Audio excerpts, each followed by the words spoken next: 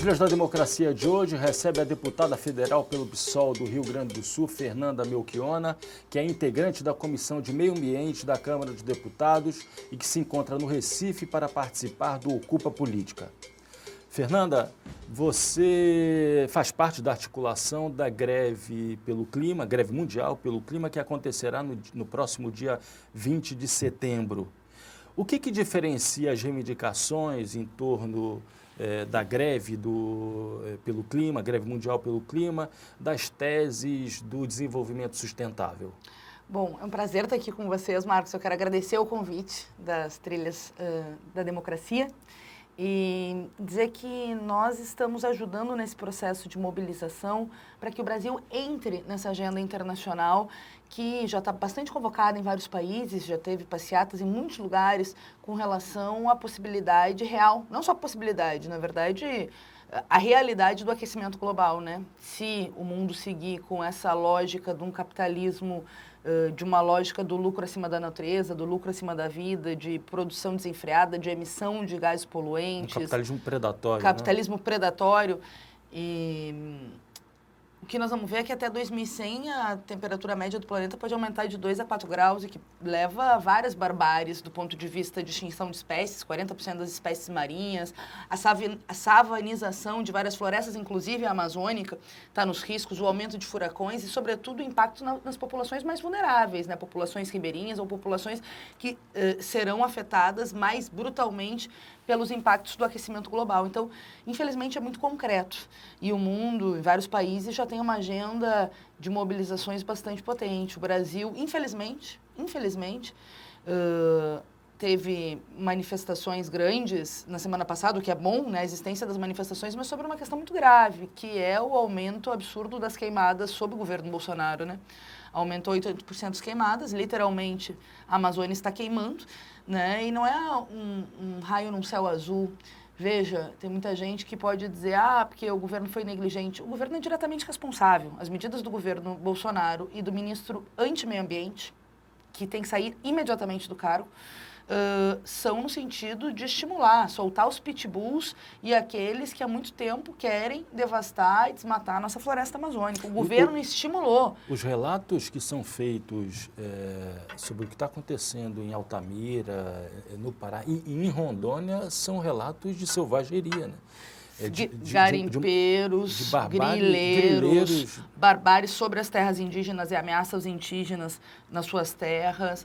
O Dia do Fogo, Marcos, foi programado 3 dias antes, chegou a sair num jornal de circulação numa cidade do interior. A Força Nacional de Segurança foi avisada, mas não fez nada. Estava preocupada em botar seu contingente para reprimir as manifestações das mulheres camponesas que teve em Brasília, a primeira marcha das mulheres indígenas. Aí o Moro, né, e o Ministério da Justiça coloca toda a Força Nacional de Segurança para tentar reprimir movimentos sociais. Quando foram alertados do risco de um Dia do Fogo, que de fato aconteceu no 10 de agosto, não fizeram nada.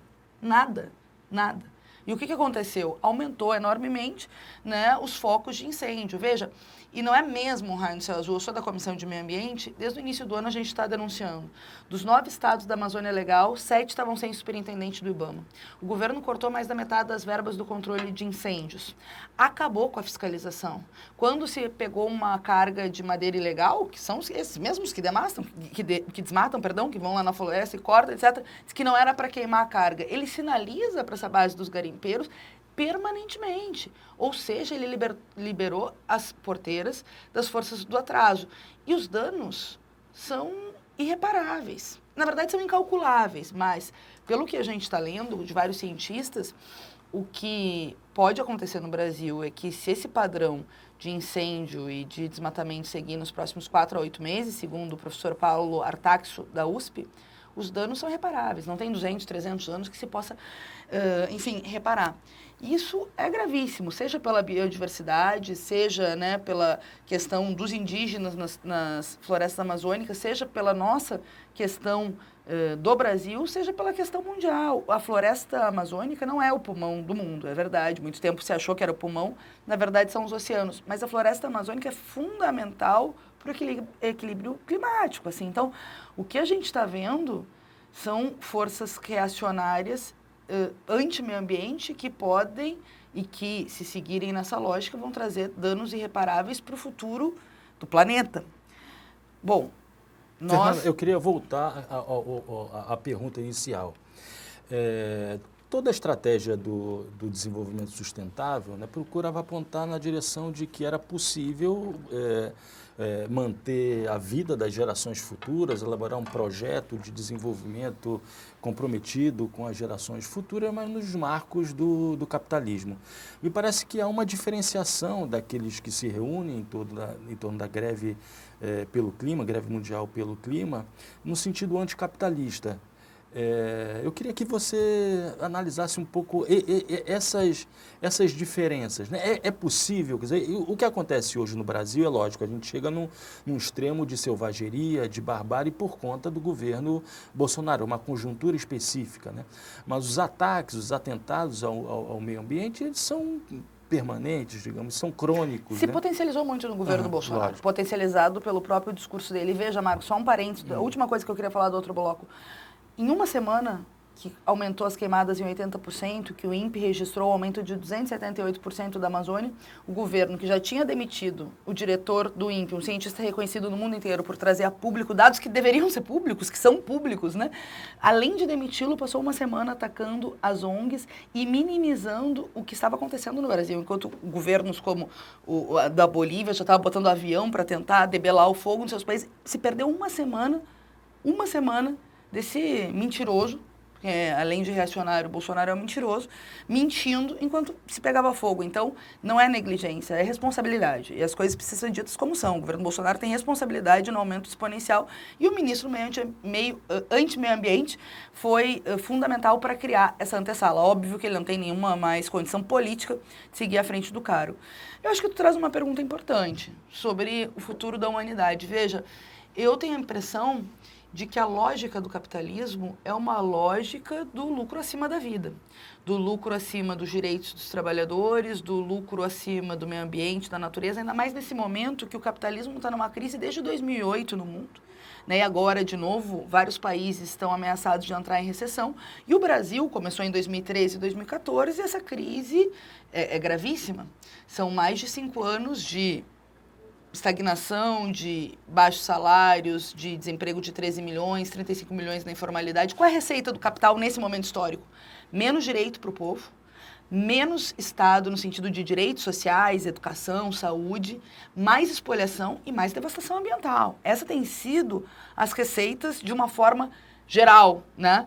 E elevação dos níveis de coerção, né, que a gente vai tratar claro, no segundo porque quando bloco. tu diminui o Estado Social, óbvio, aumenta o Estado Penal, vamos tratar do segundo bloco. Tá aqui o Áureo, né, que é nosso presidente do Sindicato dos Policiais Civis e articulador do movimento antifascismo, e tá aqui nos acompanhando no estúdio, e é uma das agendas que eu vim fazer aqui, e certamente nós temos muitas pautas para falar sobre a questão da segurança pública com direitos humanos. Mas veja, que é o contrário do que está acontecendo. Essa lógica só tem gerado mais pobreza, mais austeridade, no sentido, austericídio, como eu digo, é quase um suicídio, porque é mais crise para o povo, que não foi quem gerou a crise, e ao mesmo tempo uma concentração de riquezas. Os ricos no Brasil estão ficando mais ricos. Veja, a crise é enorme, mas os bancos estão tendo lucro recorde. Os 5 bilionários controlam a mesma renda que 100 milhões de brasileiros. O incremento nos lucros dos grandes capitalistas foi de 3%, enquanto 10% da população entrou na linha da pobreza. Não tem capitalismo mais humano. Não existe.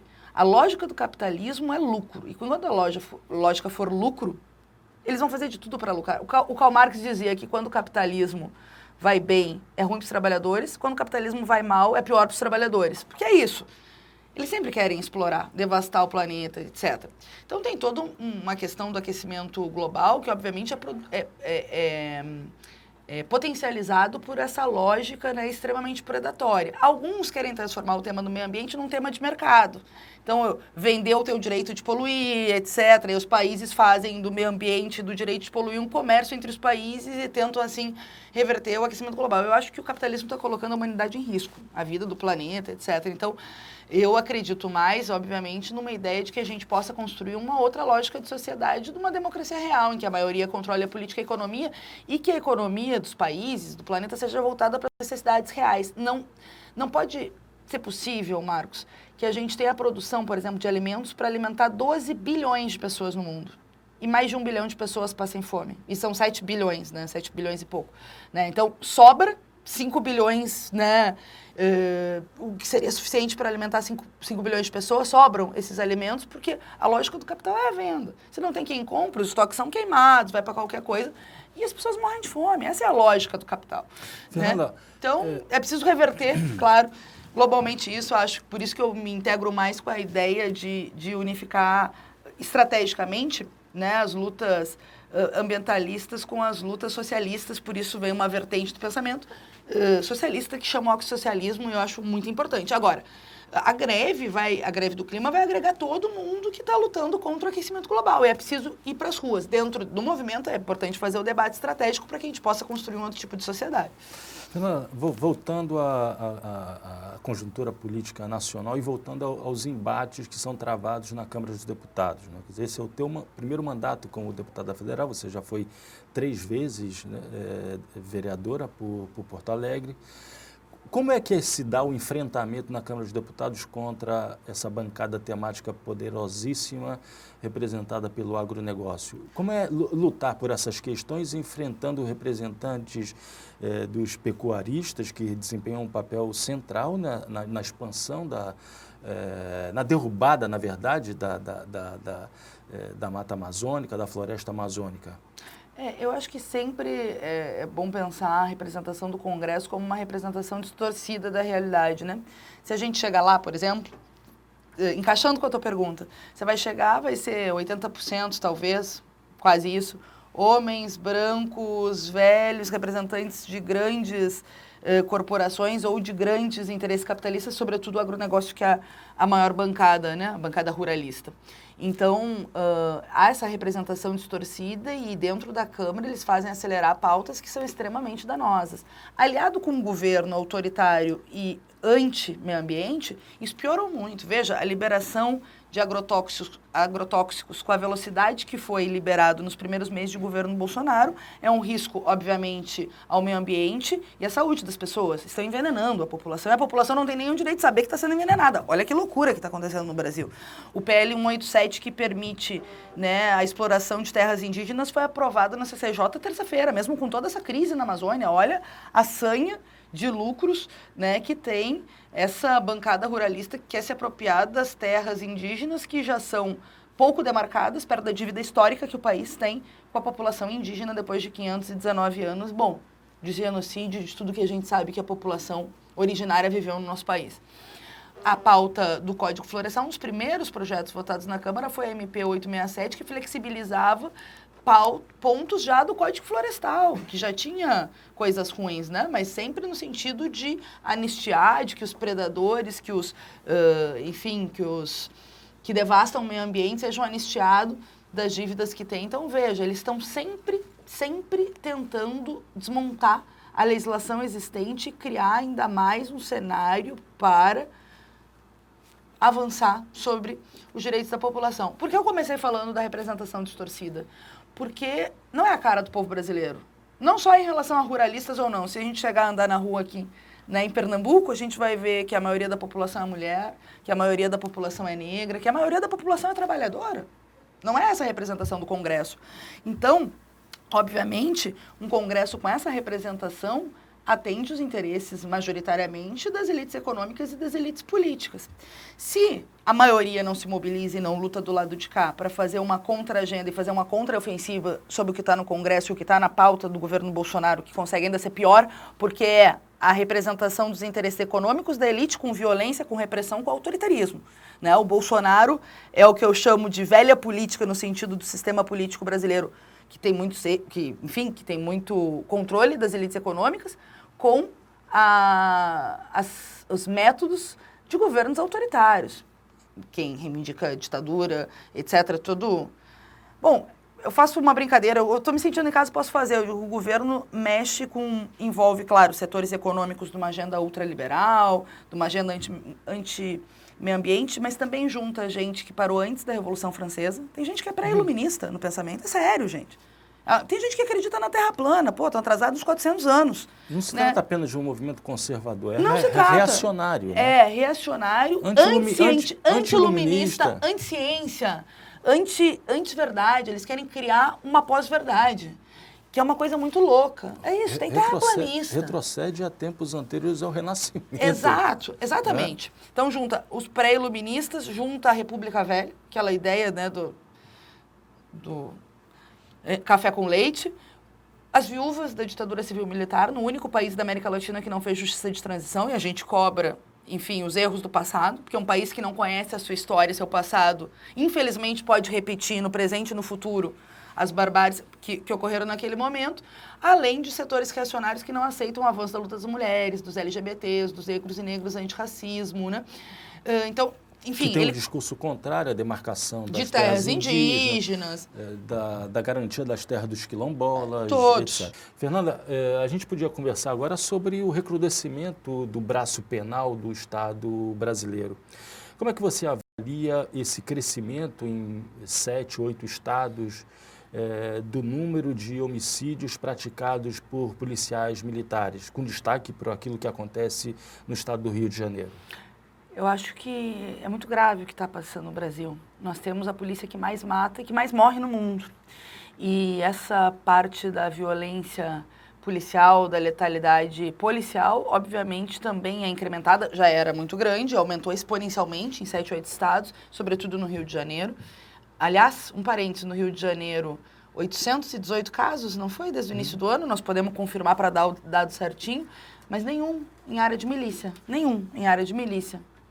Ainda mais levando em consideração que as milícias, que são organizações criminosas que têm relação com o Estado e com tentáculos do Estado, né, políticos, etc., é caso de crime, polícia e política junto no Rio de Janeiro, tem relações com a família Bolsonaro, né? O próprio Bolsonaro e a família nomeou durante muito tempo pessoas vinculadas ao escritório do crime no seu mandato. Então, veja, aumenta a letalidade policial em outros bairros, nas áreas controladas por uma organização criminosa chamada milícia não tem nenhum, ou seja, portanto, não deve ter muitas operações policiais.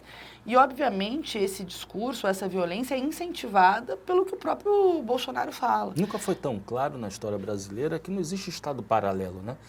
Que há uma presença dentro do aparato estatal desses interesses vinculados à criminalidade. E que pode crescer muito, né? Com o governo Bolsonaro, exponencialmente. Por isso que a gente também botou como centro da luta, não só, né, mas tem uma centralidade a luta por justiça para Marielle Franco, quem mandou matá-la, não só pela família, pela dona Marinette, né, pelo pai, pela esposa, pelos companheiros e companheiras de partido, das pessoas que tiveram a oportunidade de conviver com a Mari, mas, sobretudo, por uma questão da vinculação desse Estado paralelo dentro do Estado brasileiro e das organizações criminosas que são as milícias. Investigar e descobrir quem mandou matar a Marielle Franco também é parte da luta para debelar essas organizações criminosas que têm relações com grupos políticos. Então, mas eu falava disso, do aumento da violência no Rio de Janeiro e da letalidade policial, né? E, ao mesmo tempo, zero em área de milícia. O Marcelo Freixo fez uma entrevista esses tempos e falou muito sobre isso. Eu acho que é muito grave o que acontece no Brasil há muito tempo. O Brasil tem números de homicídios da população comparado a países em guerra civil, né? Mais 60 mil mortos em 2017, segundo o Atlas de Segurança. A maioria são jovens negros, né, das nossas periferias. Não é normal os índices que nós temos no nosso país. E o que a gente vê é que, infelizmente, um setor desesperado da população comprou gato por lebre na eleição presidencial, cansado da segurança e, na verdade, achando que o problema da segurança pública é os direitos humanos, que é o discurso mentiroso, demagógico e falacioso que a extrema-direita e o próprio Bolsonaro fazem. O problema da segurança pública é a ausência de direitos humanos. Exatamente a ausência de direitos humanos. Do direito à alimentação, do direito ao trabalho, do direito à saúde, do direito à cultura. Quantas pesquisas mostram que a cada um ano que se estuda, inclusive a partir da 5ª série, a pessoa fica na escola, a cada um ano que esse jovem fica na escola, diminui 10% a chance desse jovem se envolver com a criminalidade. Quanta gente sabe a importância de ter cultura, ter oportunidades para a nossa juventude, para não ser massa de manobra e, mais do que isso, descartável para a gangue capitalista que são os narcotraficantes, sabe? Então, assim, A ausência de direitos humanos faz aumentar a violência social. Essa política de encarceramento em massa que vem sendo executada no Brasil durante 20 anos não diminuiu a violência, aumentou a violência. Aumentou a violência. E que vem aumentou o controle das facções. E que vem vinculado ao discurso da guerra às drogas. Claro, né? Que é uma maior demagogia, né? Guerra às drogas, que na verdade só aumentou o consumo de drogas e alimentou um mercado bilionário e ilegal, sem controle, obviamente, estatal. Então é preciso fazer debates estratégicos, como a questão da legalização da maconha, como parte de uma política de segurança pública, evidentemente. É preciso fazer um debate sobre as prioridades. É inadmissível que menos de 10% dos crimes contra a vida no Brasil, que aí são estupros, assassinatos, latrocínios, sejam de fato identificados, porque não é a lógica da segurança pública a investigação dos crimes contra a vida. Não é possível a gente ter uma estrutura de segurança pública que tenha 2 portas de entrada para o policial. O cara entra, soldado, passa 20 anos, no caso da polícia militar, nunca vai chegar a ser coronel, porque são portas diferentes. Na polícia civil, da mesma forma, precisa entrada única, ter carreira de Estado, é preciso ter valorização dos profissionais de segurança, é preciso ter foco na inteligência, né, e ter recursos para garantir o aumento da inteligência das nossas polícias. Por isso que eu acho que é tão importante o movimento dos policiais antifascistas. Estou muito feliz de estar aqui com o Áureo, que é uma dessas expressões, porque eu tenho a convicção de que para ter uma verdadeira política de segurança pública que preserve a vida, que diminua o número de assassinatos violentos no nosso país, que garanta a diminuição da letalidade policial, é fundamental movimentos como esse dentro das corporações, de policiais que não compram gato por lebre, que querem discutir estrategicamente segurança pública e direitos. E o que o Bolsonaro faz, e a extrema-direita faz, é justamente o contrário. Eles querem transformar o Brasil num bang-bang. Bang-bang. Liberar arma para todo mundo, para qualquer briguinha de tráfico aqui, de trânsito, perdão, virar bang-bang, para aumentar os feminicídios. 50% das mulheres mortas por maridos e ex-maridos são mortas por arma de fogo. Quer aumentar mesmo a arma de fogo dentro de casa, para mais mulheres serem mortas? Para qualquer briga no boteco aqui da esquina virar um tiro, para ter mais acidente doméstico dentro de casa, de criança que pega a arma do pai e infelizmente mate coleguinha, ou suicídio que tem aumentado. É preciso falar de suicídio, gente. Tendo mais ou menos arma de fogo em circulação, vai ter mais ou menos suicídio. É demagogia, é mentira, é bang-bang. Eles vão transformar o Brasil numa lógica que vai aumentar a violência. Tem pesquisas sérias. Eu acho que essa do Daniel Siqueira, eu não gosto da fonte, mas que a cada 1% de aumento das armas de fogo em circulação no país, aumenta 2% os homicídios. Nós já estamos com esses dados absurdos de homicídio. É preciso reverter essa lógica. Claro que do governo Bolsonaro não vai vir isso, mas de movimentos como o movimento antifascismo dentro da polícia, dos movimentos sociais e da construção de um polo. Eu queria... Pronto, eu queria que a gente, então, agora nessa parte final do programa, a gente falasse um pouco sobre a reconstrução na sociedade civil, entre os partidos, né, das modalidades de oposição, de resistência a essa avalanche da barbárie bolsonarista que acomete o Brasil, não apenas desde a sua posse, mas, digamos, desde 2013, 2014. Né? Como é que você observa a movimentação da sociedade, na sociedade civil brasileira, e mais do que isso, as relações entre organizações da sociedade civil brasileira com organizações de outros países que também sofrem com algo parecido? Nossa, tem que me convidar para fazer um programa de 2 horas para a gente discutir junto isso, né? Mas, veja, eu acho que esse processo começa pelo teu final. O Bolsonaro ocupou um vazio na história, identificou um espaço vazio diante do aumento da crise econômica. O povo está muito cansado da crise econômica num país que já tem uma crise social brutal como o Brasil, de desigualdade, né, de milhões de pessoas vivendo sem saneamento, de desemprego, enfim.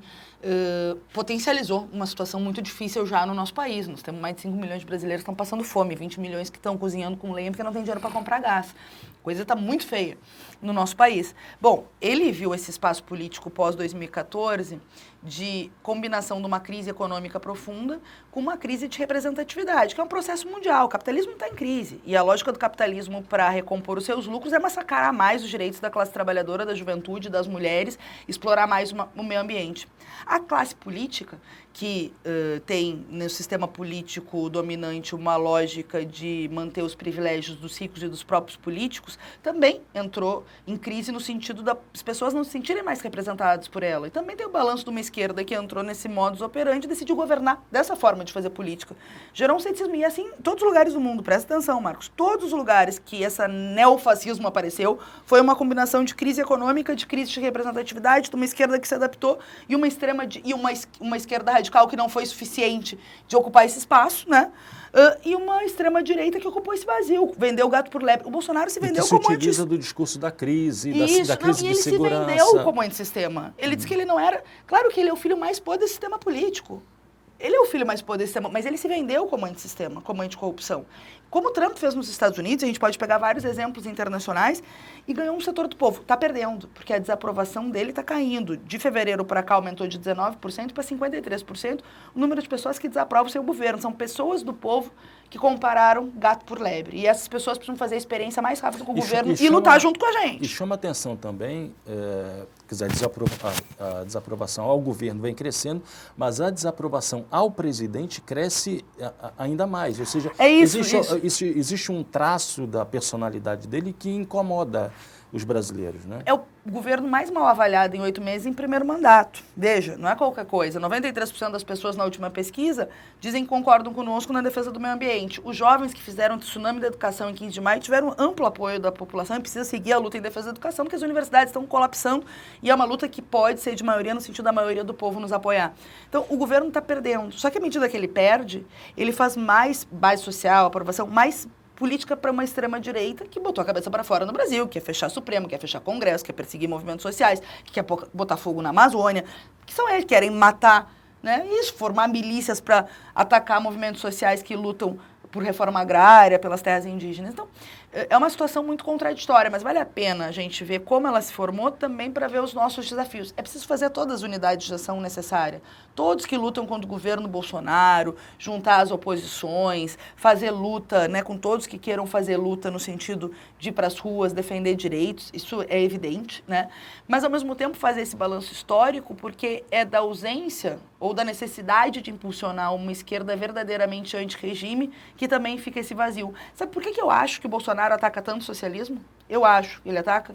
Porque ele sabe que os socialistas são os únicos que podem ser coerentes na luta contra a corrupção, na luta antissistema, que pode aparecer como uma alternativa e um referente, né, de uma nova relação com o poder e com a tentativa de construir um poder popular. Então ele já ataca para tentar numa nova verdadeira forma de fazer política. É claro, preventivamente nos ataca. Então eu acho que é também a chave um pouco desses tempos políticos que nós estamos vivendo. Não é à toa que o Bernie Sanders é uma das expressões lá nos Estados Unidos. Durante muito tempo não se falava em socialismo nos Estados Unidos e agora se fala horrores. Os jovens se identificam mais com o socialismo, saiu uma pesquisa lá no ano passado, do que com o capitalismo, os jovens.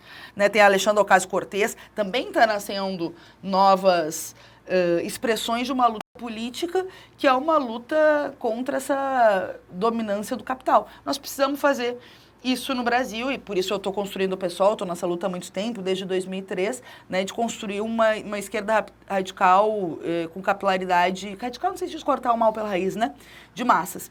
E é preciso construir, né, uma alternativa de esquerda, o que não significa não fazer frentes, não fazer lutas em comum. Inclusive, tu me perguntava do debate eleitoral lá em Porto Alegre, nós estamos discutindo prévias, assim, em todos os partidos que são desse campo de oposição ao Bolsonaro e de oposição ao nosso prefeito Marquesan, que é um horror, né? Tá destruindo a nossa cidade.